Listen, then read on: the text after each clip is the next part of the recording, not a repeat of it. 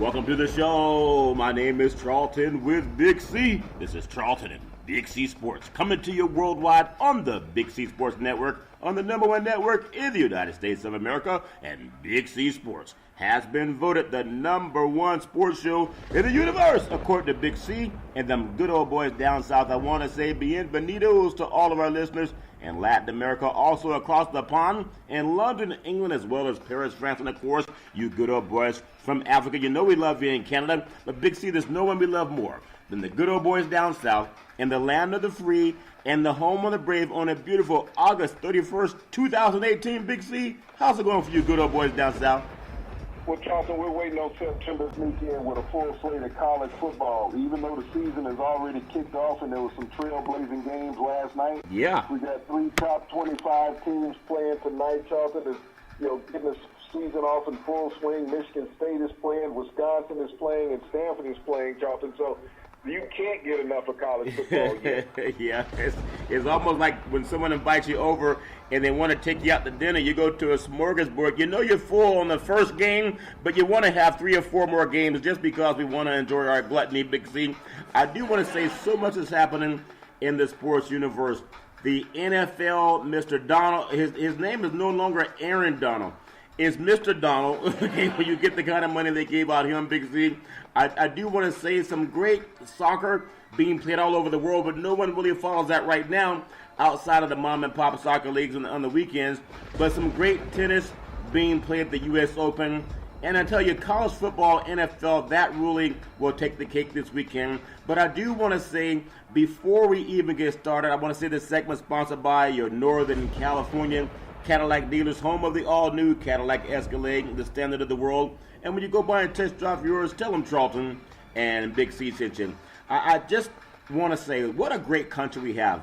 I'm so proud to be a member of the United States, a citizen of the United States of America. I want to just say all of our thanks and appreciation to the late Senator McCain and the inimitable Aretha Franklin, the greatest voice in the universe, and John McCain, one of the best characters in the universe. I do want to paraphrase before I get your thoughts, Big C.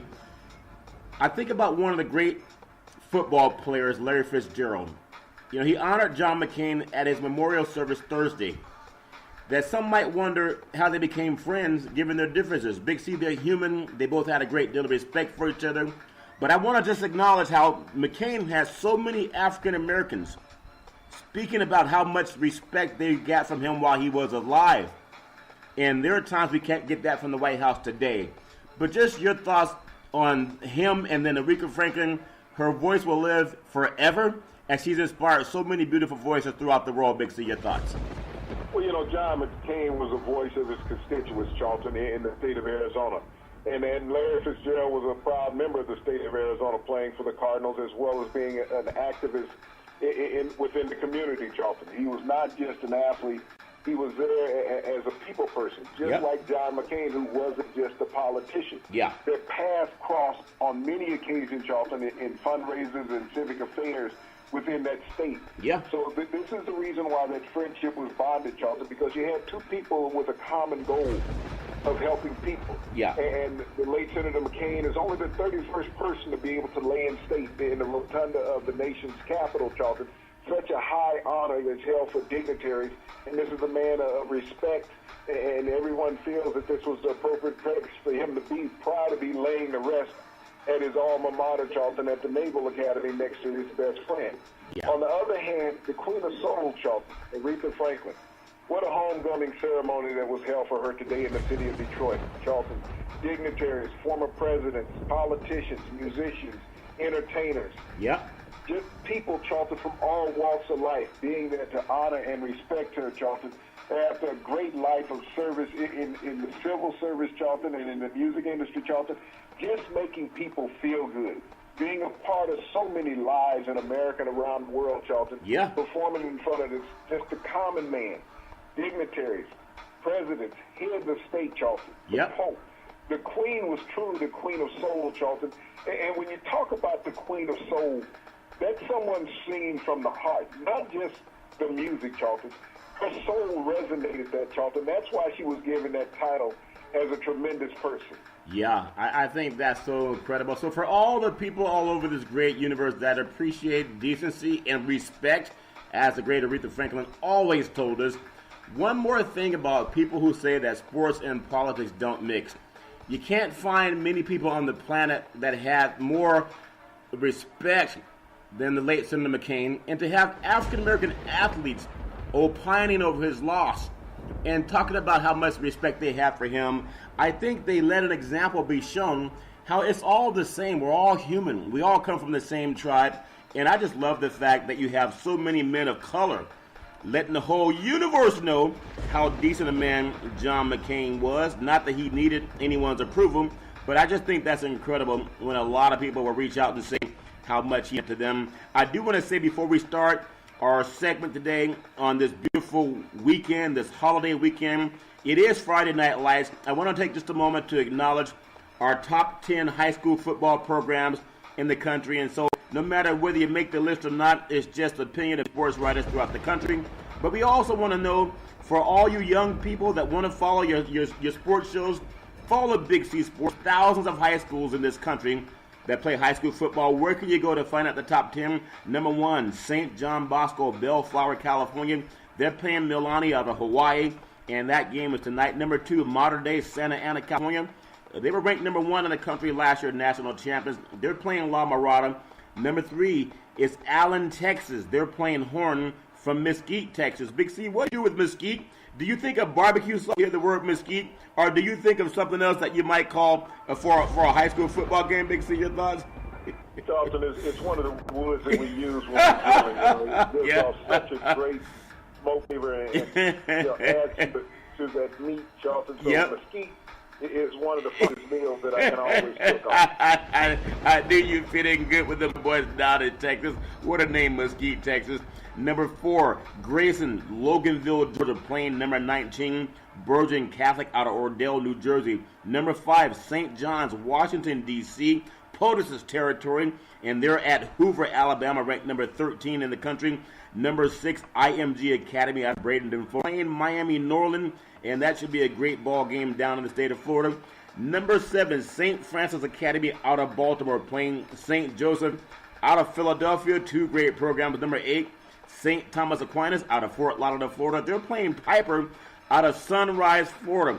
Would you be at all surprised if a team named Piper comes up and beats you, Big Z? Any thoughts on Piper High School? Well, Charlton, you don't think about a lot of masculinity and toughness when you do that name, Charlton. You can't take a school like that lightly, because that's the kind of program that is up on. You know, Piper, you kind of think about that as a ball plane or even a pup. I think that's funny. Piper High School, they must be good because with a name like that, playing one of the top teams in the country. And then rounding out the final 2 spots, number 9, Lake Travis out of Austin, Texas, playing Martin of Arlington, Texas. And number 10, Centennial Corona, California. They're playing Pittsburgh, California, out of Northern California, the Bay Area. And those are some of the top teams in the country will follow Friday Night Lights on Big C Sports. So you high school boys out there trying to find real sports talk, you can follow it on Big C Sports. So, Big C, I know you're excited about so many things in the world of the sports universe, but I'd be remiss if I did not just get back to the point. When we think about football and you think about breaking the bank, I think it's deserved, though. When I look at Aaron Donald and I look at what the Rams did, the Rams made a statement today. They're trying to win now. They're not worried about what's going to happen 3 or 4 years down the road. They're trying to sign their best players first. Big C, your thoughts? Well, Sean, what you have to look at your fan base. You got this new stadium that you got opening up down there in the Los Angeles basin, Charlton. You just moved the Rams back in town. You want to make sure you let your fans who's going to buy tickets for seasons to come to know that you got your top line players locked up. You got a young quarterback in golf. He's on the hook for another 3 years. Yep. You signed Aaron Donald, who is the top tackle in the NFL, and you also brought in Ndamukong Suh, Charlton. Oh, yeah. Through free agency, you brought in a couple of strong cornerbacks. This is a team that made the playoffs last year, Charlton, and basically came out of nowhere. Yep. And you have a short window in professional football to be successful unless you're in New England. It's normally about a 3-year window that you have an opportunity to stay on top, because the way the scheduling is in NFL, Charlton, and free agency, and in the salary cap, it forces you to lose players. Yeah. But with what Aaron Donald just did, Charlton, you think about football this past week. You had the highest paid contract ever paid to a wide receiver in Odell Beckham. Yep. The highest paid contract ever paid to a player and a quarterback in Aaron Rodgers. Now the highest paid contract ever paid to a lineman in Aaron Donald. Yeah. You know, when people say that the ratings are down, and your friend there in the White House saying that people are disgruntled with the football players, I'm kind of surprised if they're disgruntled. The owners must not be listening. Right. And the pockets have gotten deep on both sides, because when you have owners paying out the type of money, Charlton, and this past week alone, there's been over $400 million wow. in guaranteed contracts paid out to a couple players. Yeah. So, you know, there's no shortage of interest in the NFL, Charlton. There's no shortage of fanfare. And when they say that the ratings are down, they must not be standing at the bank. Yeah, that's true. You know, you make a good point. Propaganda is something else. You got to challenge it. If you don't challenge it, then people tend to believe the propaganda. There was a movie back in the day called War of the Worlds. It was about some Martians landing on Earth, and they were eating people. Big C, the same way you eat those catfish. They have a, you know, if catfish could talk, they tell a story too. It's called the Big C. You got, your hook looks like a C, but it's not the kind that has a hook like a regular fisherman. It's a big net. So a lot of fishers are telling stories. Look out for this big net. There's this big, beautiful chocolate brown man, and he always grabs our little fish. Could you imagine the War of the Worlds? People took it so serious. They believed it, Big C. And the hype is the same thing. Ratings are not down. There's a thing called OTT, which is over-the-top advertising. It's streaming TV. People can watch that stuff now. They don't have Nielsen ratings tracking that. But like you said, money talks, and something else walks. But if they're walking away, where the yeah, I think so. Bullfrogs, right? Bullfrogs walk. But you know, if you're right, if they're hurting and the fans are leaving, where's this money coming from? Tony Montana doesn't own the team, Big C. Well, Charlton, you know, but like you said, that was the propaganda lore. And, you know, you think about it, it came out against the minority players because they were making their stance for social justice. Yeah. And they wanted the fans to pay attention. The fans are paying attention, Charlton. Yeah. Because they're not walking away from the venues. That's the thing you have to understand. They're not walking away from the venues. No. They're not walking away from the television dial. So as much as people want to come out with their negativity, and I think you call it fake news. I think that's what you and buddy call it, fake news. Yeah, your friend. As you say, your cousin. Is that the ratings are up. Yeah. We talked about it earlier this week, Charlton, that Yeah. Fox had the highest rating of a preseason game last week when the game was only 5-0.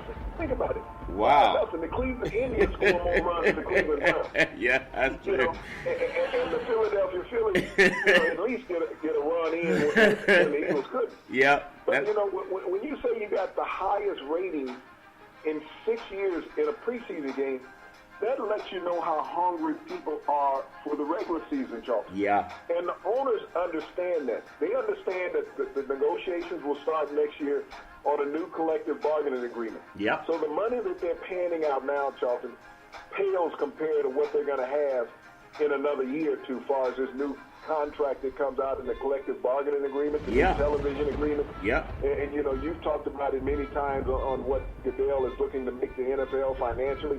It's going to get there, Charlton. Yeah. And so when people want to say that the minority players are running the game of football, you know, I think that the owners and the broadcast companies are saying otherwise. That's fake news. That's why I love Google. Once I learned to use Google on my phone, I became dangerous. I remember always trying to text. Well, remember now, your buddy said that Google is not putting in any positive comments about him and they put a negative article. Yeah. It's kind of like a microscope. You tend to focus on what it sees, not what you want it to see. But yeah, Google's very legit. But I ask you to, when I look at, I was out doing some wind sprints today when I said, they're giving guys that haven't won a championship 7.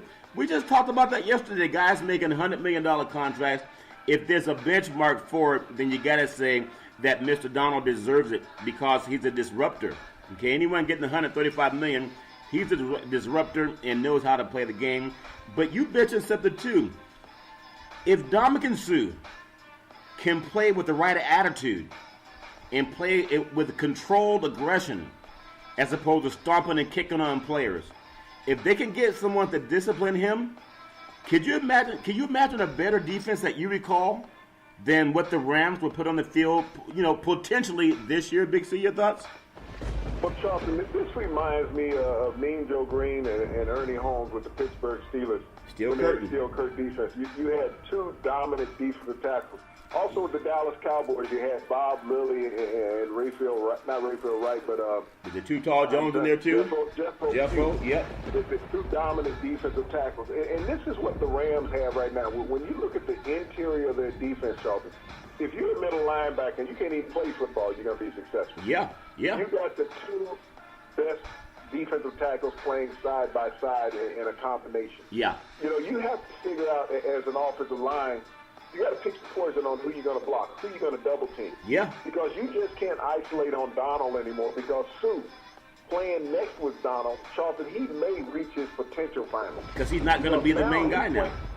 He's not that he's not the main guy, Charlton, is that he's playing with the guy who's been the top defensive tackle for the last 3 years now in the NFL. Yeah. And so now he has to get his game straight because he knows even more than before, Charlton, the spotlight is going to be on him. Yep. Is he playing up to Aaron Donald's level? Yeah. That's what great players do to other players, Charlton, when you're sitting next to them, is that at times you don't realize how good they are until you have to line up. And now all of a sudden his name is being called all the time. You're like, look, that used to be me. So now Yeah. I have to up my game. Yeah. So emotionally, I think it will make Sue a stronger and better player, Charlton, because he's sitting next to Donald. So much is going to be expected of him. They got great defensive secondary on this Rams team, Charlton, two all-pro cornerbacks. So I think Ndamukong Suh will be the benefactor of Aaron Donald getting all his money. Yeah, I think that's right. I mean, I think about some of the great teams over the years. I think about Ed Too Tall Jones. I still think about that Bears defense, the 85 Bears that were just very, very dominant. You talked about the steel curtain. I know people may not look at what I'm going to say this way, but I thought that the 49ers, they were never a great defense as much as they were a high-scoring offense. But I look at Denver, what they did a couple of years ago when they won the Super Bowl down in Santa Clara. I thought that was impressive. They did it on defense. I know quarterbacks, and when people say, well, why are the defensive players getting more money now? That's not right. But quarterbacks can get $100 million. People think, okay, they deserve it. But without great defenses, it's hard for a lot of people to win. But also, this is a tough time for the league now. For every player that thinks come out of college early because you're an all-pro or you're an all-American player on the college level, you think you're going to be all-pro. Big C, the league is going to do a cut down from 90 players to 53 players on Saturday alone. 93, from 90 down to 53. That's a lot of people that are going to be out of work. Now you got to add in the guys that came out of college trying to make those teams as well. So there's no guarantee when you're going to cut that many people in one weekend. So your thoughts again, 37 people going to be out of work. How does this happen? Can you just kind of explain what they're going to be facing as we all get ready for a tailgate party and hot dogs and barbecue? Big C, your thoughts? Well, Charlton, the game has changed dramatically from the days when I played. It was that you had weekly cut downs during the preseason. Yeah. Is that every week the Turk came to say, hey, Coach wants to see you. Yep. There was always some sadness going on every week. Yeah. You were happy when you got to finish your meal and didn't see the Turk. Yep. But now, Charlton, when the Turk shows up, I mean, you walk around for 4 weeks of preseason football. Wow. Playing your heart out. And there's 30-plus guys, Charlton, is going to become unemployed tomorrow. Yeah. And it becomes very difficult because all teams are doing it on the same day. So it makes it more and more difficult to find a job. When teams have drafts, Charlton, you know that at least your first 4 draft picks are going to make the team. Sometimes you're 5th. Yep. Maybe an odd free agent here and there, and that free agent is dependent on the salary cap. Yeah. That's what people really have to understand. When you come out of college, sometimes you're better off being a free agent and making a team based on the salary cap and the position that you play, other than being drafted in the 5th or 6th round, 7th round, Charlton. Yeah. Because your chances are really limited at that time. The first 4 draft picks generally make the team. But you know the position that you've been drafted in, there's somebody in that position that's going to become unemployed. Yeah. And this is the hardship of football that people really don't look at and understand. when people are declaring early for the draft, you got to look at, there was 78, to 100 underclassmen declared for the draft, Charlton. Yeah. Of that, Charlton, probably 50 of them didn't get drafted. Wow. That's what they look at. So they went out as free agents trying to make an organization. They got their college eligibility when they did that. So the hardest day in your life as a football player is coming tomorrow, Charlton. Yep. For many players, you know that veterans that were there last year, 99% of them are going to make the team if they were a starter, Charlton. Yeah. They're going to be there. They're intact. Yep. 80% of the second-tier guys are going to be there, Charlton. It's that third level of guys and those rookies that are sitting there on pins and needles. And it's a very difficult day because you got to clear waivers before they can even put you on the practice roster, Charlton, if they hope to keep you on the practice roster. And I think the practice rosters now are just 8 players. Wow. So when you think about it, you got to cut 37 tomorrow. And you're looking to keep 8 players on the practice roster, Charlton. And you had players on your practice roster last year. There's going to be players from other teams that you had an eye on, maybe that you wanted to draft. Yep. And they played well against you during the preseason. Yeah. But these are the things that people don't look at when it comes to professional sports, is when that cut-down day comes, Charlton. It's a very disheartening and depressing day for a lot of grown men. Yeah, and I wish that they would even consider adding. There's so much money in the league now. I would love to see them add maybe 10 more, 10 spots on each team, because that would employ a lot more people. With 32 teams times 10, that's another 320 people that would have work. They just got to me, I would love to see that, because it would just make sense if they could give more guys work. It would cut down on players getting fatigued. We always talk about how to make the game safer. Maybe if you had an extra couple of players that you could put in a reserve guy for 2 or 3 downs, in the first and second half, that would keep some of the fatigue away. I know that's a contract thing, and whether the league wants to look at that, so we'll see what happens with that. But I want to get your thoughts too. Going into what's happening with the world of the NFL, we know that Goodell wants to make it a $27 billion industry in the next decade, and I think he's going to get there. Now, how does that make sense when people say that it's losing viewership and it's losing ratings? It's not losing viewership, and it's not losing ratings. But do you think this is an opposite way of looking at, capitalism, Big C? Is it a bad thing when they're taking guys and, that who's going to be that $200 million football player? We know it's happened in baseball. There's going to be a $200 million player. But at one point in time, when they start looking at the seats and saying, wait a minute, we got a 65,000 seat stadium and there's 30,000 people in the stands. We've already seen that in a lot of cities, especially when you get halfway through the year. Is paying too much money and not cutting the fans a break ultimately going to be a bad spot for the league? Big C, your thoughts? Well, Charlton, the money keeps flowing in. The fans keep paying. The fans are always the ultimate determination of what's going on. But, the problem with that, Charlton, is that you'll get a team like the Oakland Raiders. Yeah. They'll leave town. You'll get a team like the Los Angeles Rams. They'll leave town, Charlton. Yeah. So what is there as a deterrent for these contracts to go up, Charlton?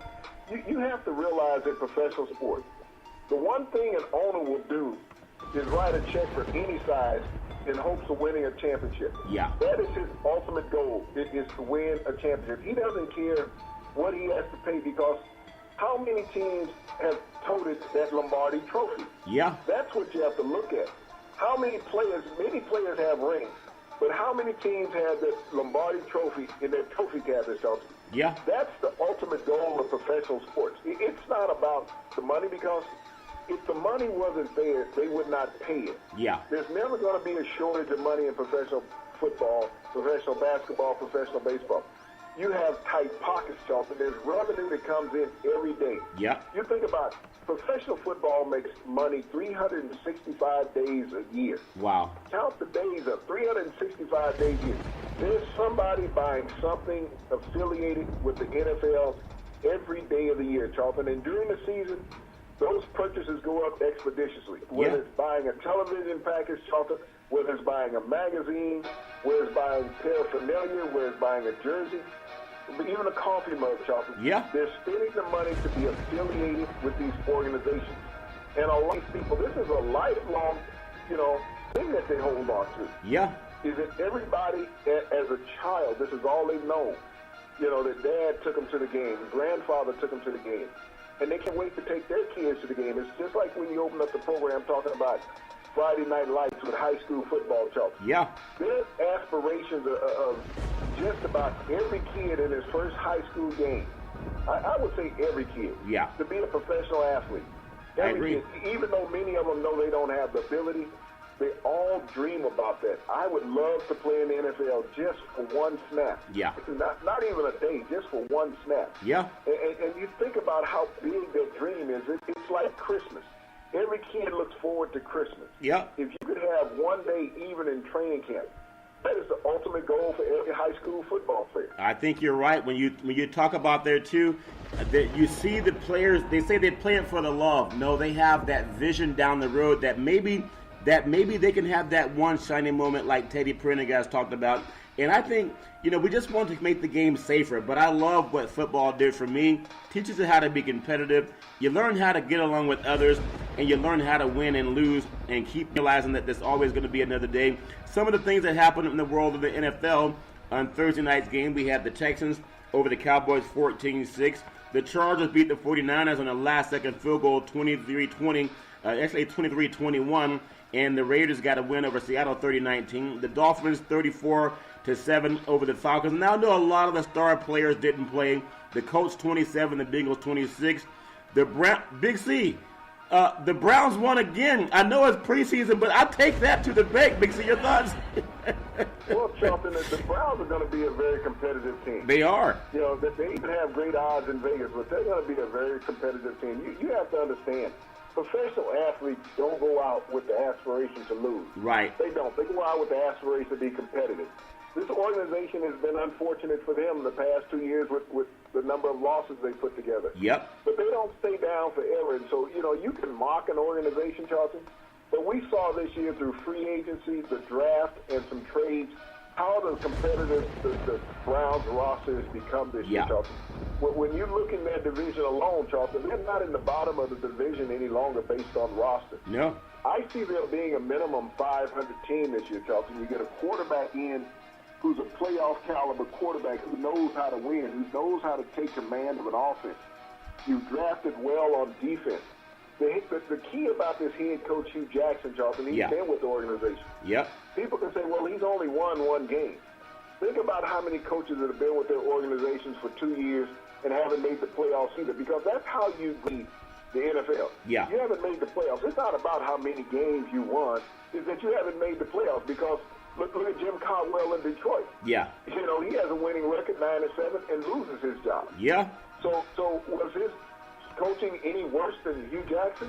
That's no, a good point. But he lost his job, Charlton. There were 6 openings in the NFL this past season. Wow. And so those coaches that lost their jobs, Charlton, they didn't go out there with the aspiration to lose. They didn't get the break. They had some injuries, but they lost their jobs. Yep. And so you're always, as an NFL team, you're looking for the next check you have to write to a coach who's going to guarantee you win. Yeah. It's like we talked about these high-priced quarterbacks, Charles. When you look at these quarterbacks with this guaranteed money and these $100 million contracts, how many of those quarterbacks will average 28 points a game? That's a good point. Because if they don't average 28 points a game, Charlton, does that make them a failure? Because if they're not averaging, they may not win, Charlton, 50% of their games. That's a very good point. We always get a look at that. The competition, there's just something about it that I love. And I'd love to see the Browns get some wins this year because they're in a division where they have a chance. The Patriots 17-12 over the Giants. The Eagles 10-9 over the Jets. It was the Steelers 39-24 over the Panthers. The Jaguars 25-10 over the Buccaneers. I'll tell you, there's 2 southern Florida schools. Jacksonville's up north and Tampa's in the south, of course. But they have a chance to have 2 good programs this year. The Ravens 30, the Redskins 20. The Bills 28-27 over the Bears. The Vikings 13-3 over the Titans. And then the Saints 28-0 over the Rams. And maybe that will be a preview of a playoff game, but it won't be 28-0. Can guarantee you that. Chiefs 33, Packers 21, and then the Broncos 21-10 over the Cardinals. So we know the cut downs coming on Saturday. I hope a lot of people really enjoyed what they call that last meal.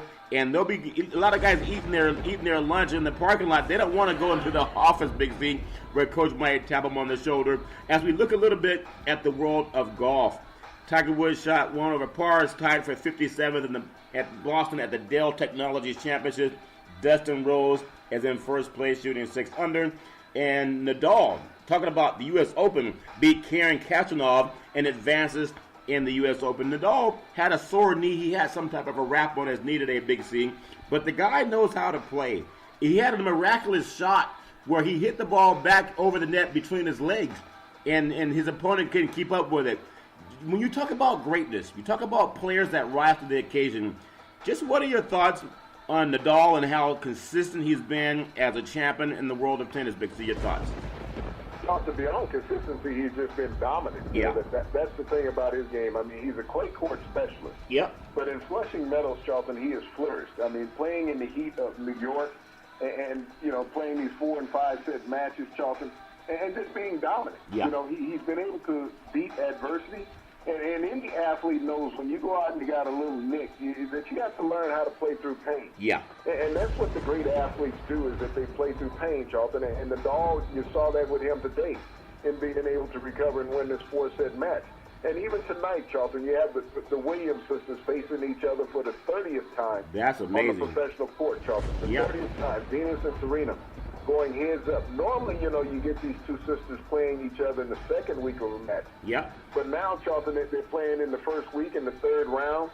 And when you think about this, the winner of this matchup, Charlton, really could have a clear path towards the finals, because the number 1 seed was knocked out on day 1. Yeah. But, just having these sisters who've been so competitive against each other and for each other in their professional careers, Charlton, as each other's biggest cheerleaders, the last time they met in a championship round, Charlton, was in the 2017 Australian Open. Yeah. But it's just great for women tennis anytime that the Williams sisters play against each other or play together as a tandem in doubles tennis. Yeah, and you think about people saying, well, how the competition at Alabama for quarterback shaping up. Imagine the competition for your parents' attention when you both are two of the best tennis players in the universe, and you got to play each other on national TV. So I know there's a lot of jitters in their stomachs, and it's great that they have that friendly competition, but they're both out there to win. Make no mistake about that. I do want to say that sports is a billion-dollar industry, and boys and girls sports is the foundation to this billion-dollar industry. And for every athletic and sporting event, you need athletic and event insurance. We work with Ben and Mark. They've been around half a century. They work with Big C Sports. Whether you're a pro team, a collegiate team, a high school team, or your mom and pop soccer league, when you reach out to them, let them know that Big C sent you. Now, Big C, I know in the second half of our show today, on this beautiful holiday weekend coming up, enjoy lots of food and barbecue and some deep fried catfish. I'm going to try that, but I'm going to stuff it with garlic. I heard that if you stuff it with garlic, that sometimes you lose the garlic taste when you deep fry it. I don't know if that's true or not. Do you stuff your catfish with garlic? Because I hear it's really good on the tongue. Big C, your thoughts? Well, Charlton, we got this special battering that we put on top of this seasoning mix that we've made up. Can't let you know what it is because might have to blind you to all the recipe being put together. But we have our own way to trick you won't share it to make it even more flavorful. Well, speaking of flavorful, I know you got that meat or that hog or whatever you got going for the tailgating. There's been a lot of college football talk on the air, and it's some of the things we opened up with high school football, Friday Night Lights. I still think it's a shame that the colleges and even sometimes the NFL, they want to play on a Friday night. Leave that to the kids. I know maybe I can't say anything about it because they're making money on it. And I love football. I would just say at least leave Friday night for the youngsters. Tonight we have matchups, Big C. Syracuse at Western Michigan. Utah State at number 12, Michigan State. Army at Duke. Western Kentucky at number 7, Wisconsin.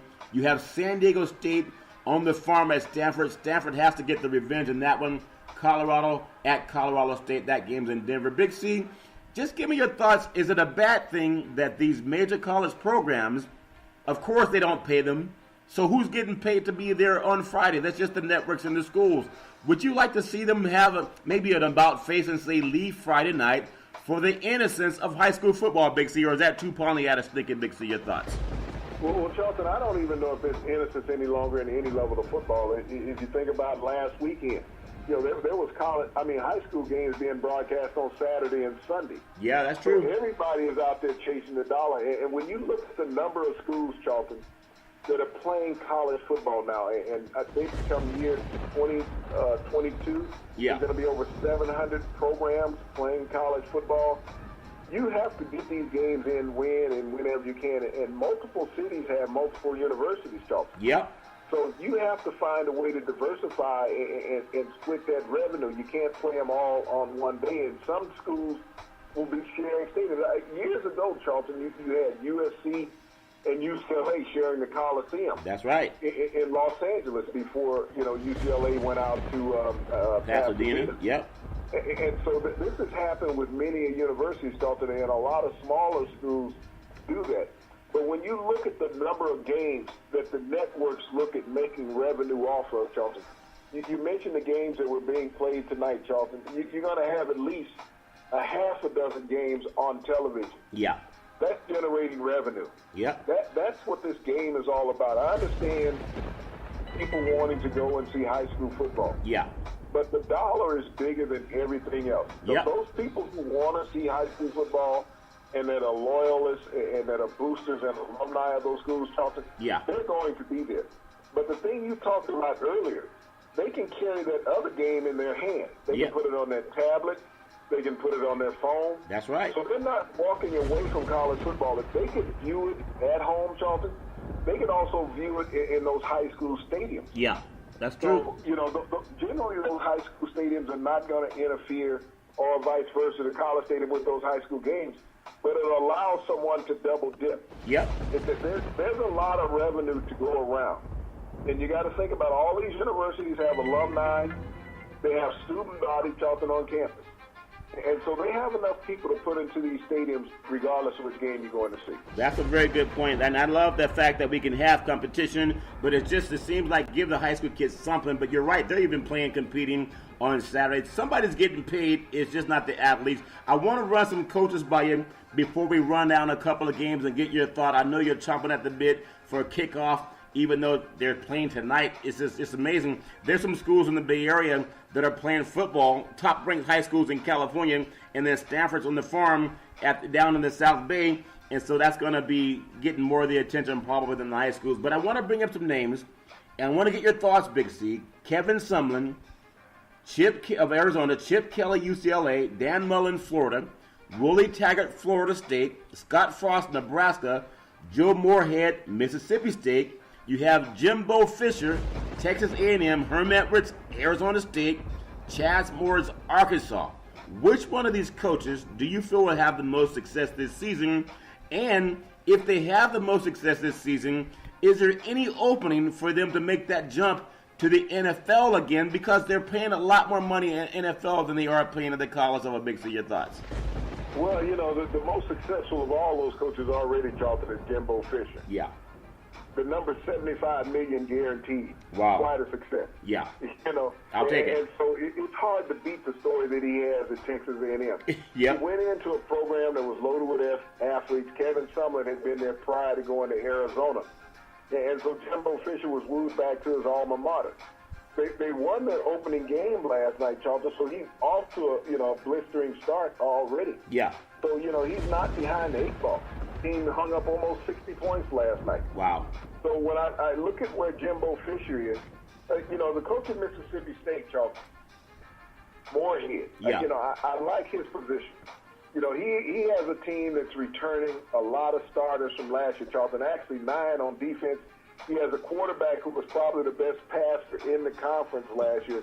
So it's going to be real easy for Mississippi State to potentially win 10 regular season games, Charlton, which would be a huge success there in Starkville. Yeah. But Kevin Sumlin with the $75 million guarantee, Charlton, Yep. he could get fired today. They still owe him. That's amazing. He did a good job getting all that free labor, and he's a multi-millionaire. A&M last night, 59-7 over Northwest State.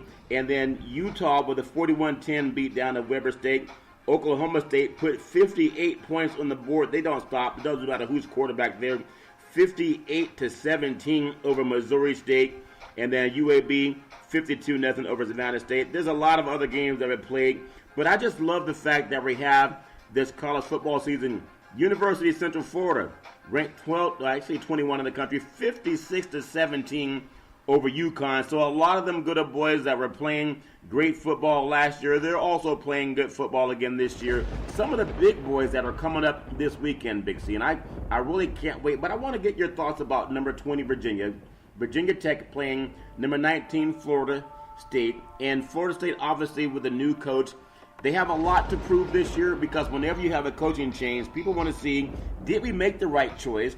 Is this new guy going to catch on? Taggart was at Oregon last year.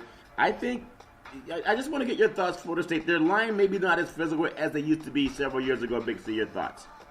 Well, there was a lot of question marks when Jimbo Fisher left the program.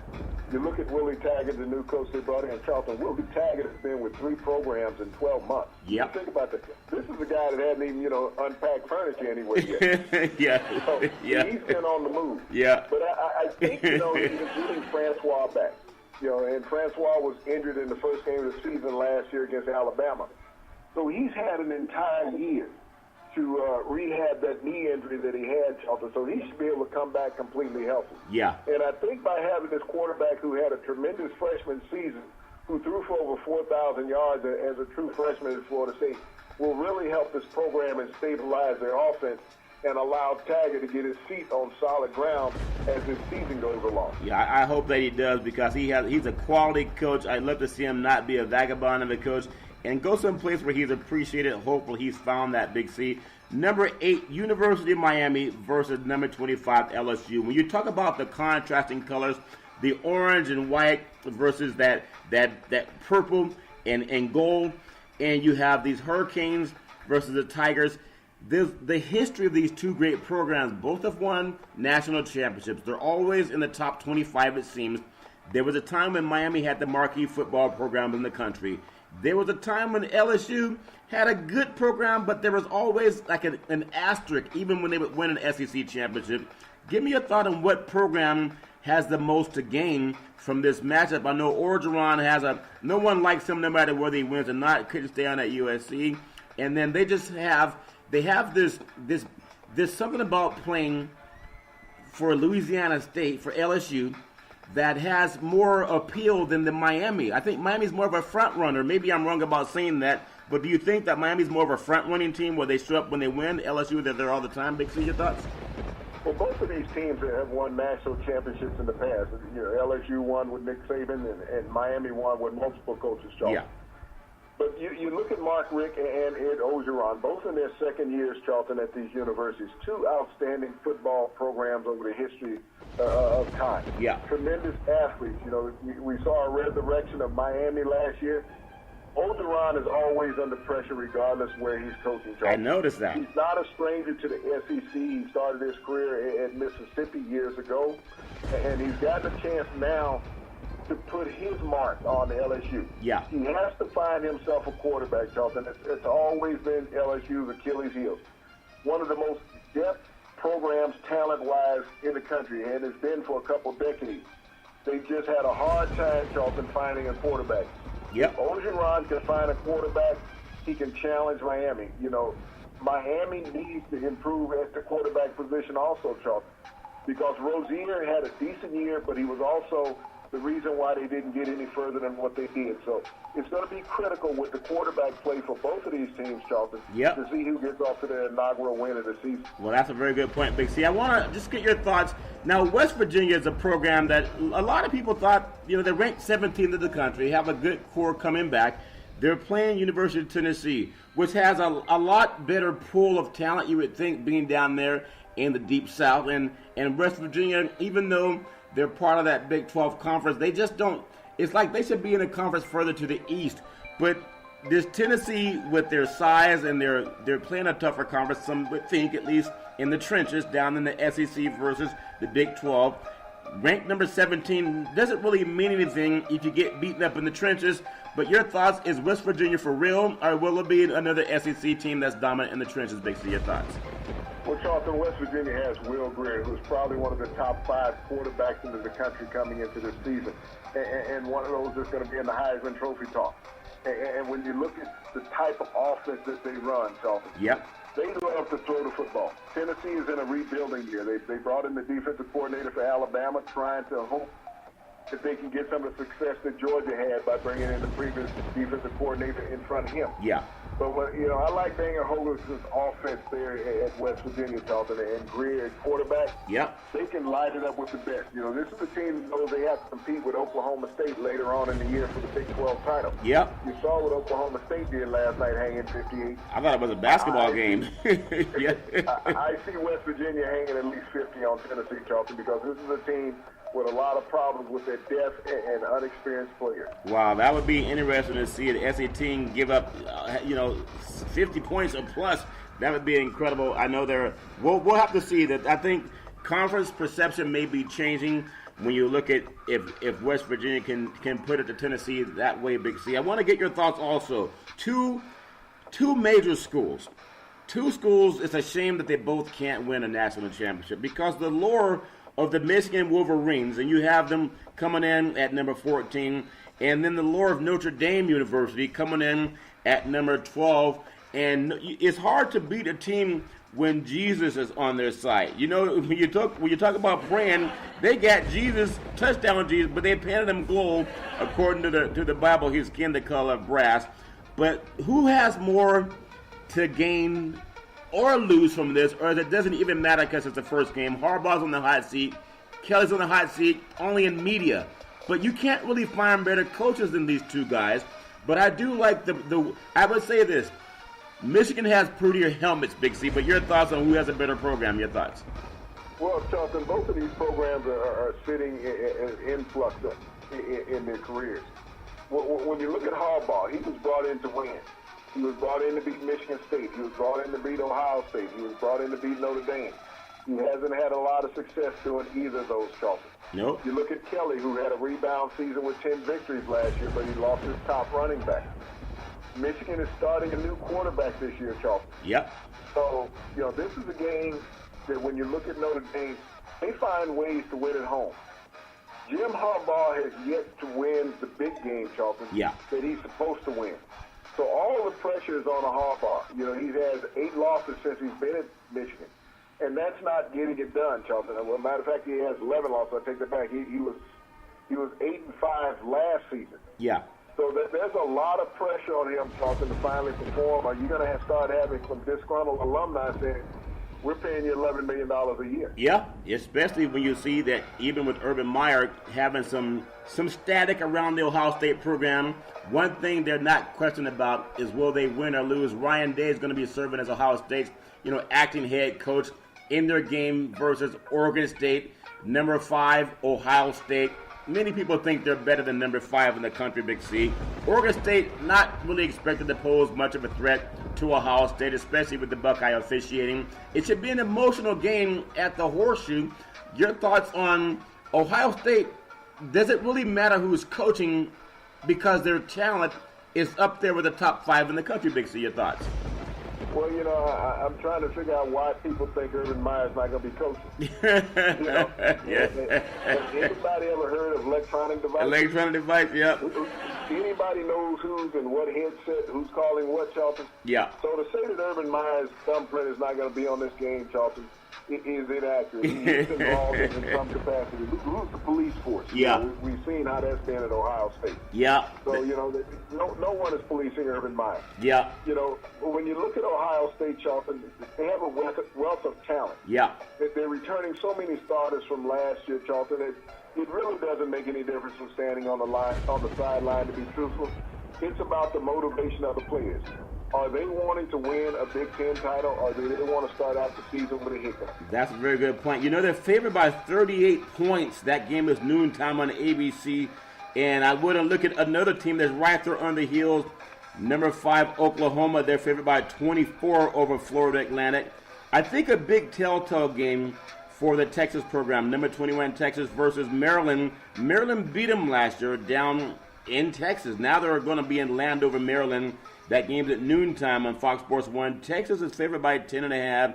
You think Texas, they have an athletic base that's as good as anywhere in the country.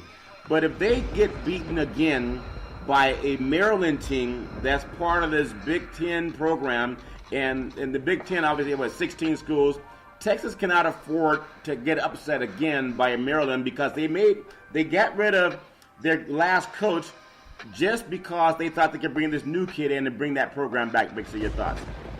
Well, Charlton, there's still a cloud over that Texas program. Herman still hasn't had that signature victory. Yeah. And then that loss to Maryland last year, Charlton, it was not a fluke. Maryland went out and handed them their lunch. Yeah. You got to understand, Maryland's going to come out with a lot of emotions, Charlton. They're going to be playing, dedicating this season to the loss of their young teammates, back during the summer, Charlton, the offensive linemen. So this is what you have to protect against with Maryland. Yeah. And Texas. You have to find a way to stem the emotion that Maryland is going to be playing with. Yeah. I don't know if Texas is going to be ready for that. And you may be playing on a slick surface back there, Charlton. Yeah. So you got to come prepared and with your hat strapped on if you're Texas. Well, I think Charlie Strong being let go, going down to South Florida and having a dominant season, and then being replaced in Texas, struggled a little bit last year. But we'll see how it holds up for them. I think it's a really big game for Texas. It's a statement game for Texas and the Big 12 Conference. We also have a game that a lot of people are just chomping at the bits. When you think about it, maybe the game of the week, we have number 6 Washington, number 9 Auburn, Pac-12, SEC. I think about Auburn knocking off Alabama last year and then coming back and losing their grip. And then I look at how Washington lost a game to Penn State, a high-scoring game in a bowl game. And they've also played Alabama a couple of years ago in the playoff game and lost 24-7. This Washington team seems to be a different breed of dog, and they have a quarterback in Browning that dropped off a little bit last year, but their offensive line is legit. This will most likely be a battle in the trenches, Big C, even though it's down in the South, which I believe, and everybody can say what they want, but Auburn's actually favored by 3 over a team that's expected to win the Pac-12 and give the Pac-12 hopefully the best chance at a national championship. Chase, Big C, your thoughts? Well, Auburn may have the best passing quarterback in the SEC, Charlton, and Jared Stidham. And you got to realize in the last year, this will be Auburn's 3rd game playing in Atlanta. Yeah. So it's almost like a home game for them. And their campus, I believe, is only about 190 miles away from that stadium. Yeah. So it's just a day trip for many of their fans to go to Atlanta and be a part of that game. One of the things about teams traveling cross-country in the early part of the year, Charlton, is adjusting to the climate, having a little jet lag. And when you're in a kickoff classic game, Charlton, there's a lot of hoopla that goes around prior to the game. You got to go do some luncheons and things like that, Charlton. Yep. We know that Washington has a tremendous quarterback and has an outstanding running back. Yeah. So they have balance on offense. But, when you look at just the quarterback heads up, I believe Stidham is a better quarterback. He started his career at Baylor under Art Browse as a true freshman. Yeah. He's transferred to Auburn. Last year, halfway through the season, Charlton, he took command of that offense. And at one point, they were ranked number 1 in the country. Yeah, I think it's going to be a battle. I mean, I'm looking forward to it no matter who wins. I really love seeing when top teams take on each other. I know a game, I don't know if that hog is ready that you had down in the pit, or if you stuffed it with catfish and garlic, Big C. But number 1, Alabama, playing Louisville in Orlando, Florida, 8 p.m. kickoff on ABC Sports. Alabama's favored by 28.5. The only challenge Alabama has is who's going to start. They may just play both players, but that's up to Nick Saban. No matter who starts, you're still loaded. You still got to watch how their defense plays. But to be a 28.5-point favorite in week 1 against Louisville, that won't be as good as last year. Just give me the mindset of the Tide going in there. Every year, the last couple of years, the Tide have lost a game that they were not expected to lose. Big C, your thoughts? Well, Charlton, but they're not going to lose this one. This is a physical team when you look at Alabama. Their only weakness really is at the linebacking core, where it seems like every year, 1 or 2 linebackers. Yeah. But, Charlton, across the board, offensively, there's no weaknesses, regardless of who starts this game, whether it's Hurd or Tuilalogo. Yeah. That starts this game, Charlton. I would like to see Hurd start just on his body of work. Yeah. You give a lot of praise to a guy who gave you 2 solid quarters. And there's a lot of players throughout their careers, Charlton, that will give you 2 solid quarters. You can look all over college and professional football. I'll take you back to a Thanksgiving Day game years ago. You were probably a little kid. It was the Dallas Cowboys playing the Washington Redskins. Yeah. Roger Staubach got hurt. They brought in the second-string quarterback, undrafted rookie, kid named Clint Longley.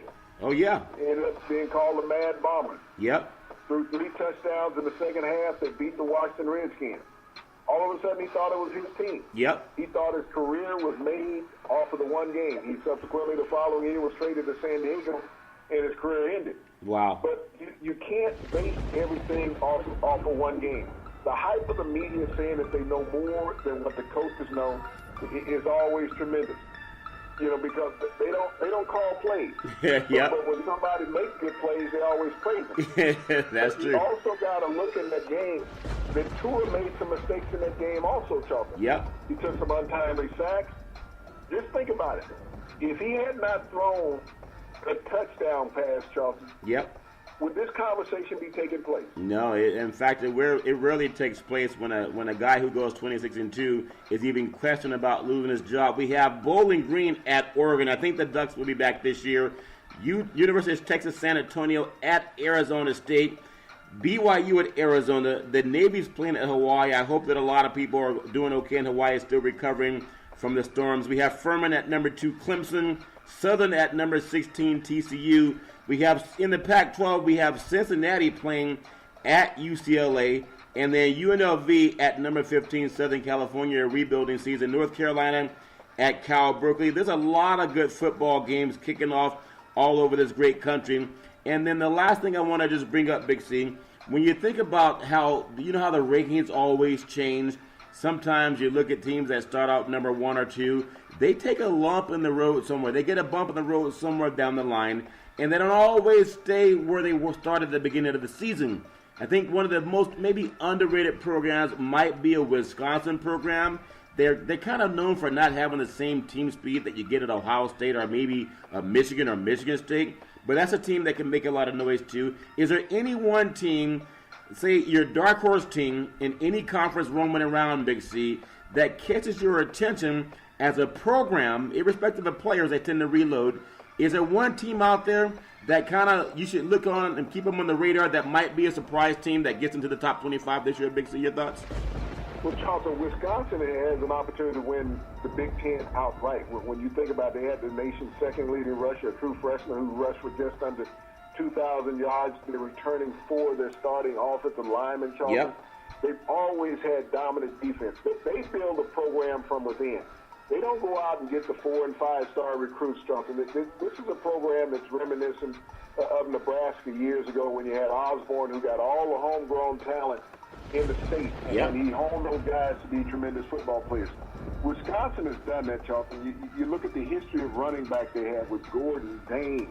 You know, over the years, they've produced guys that have won the Heisman Trophy, Charlton, and churned out yardage.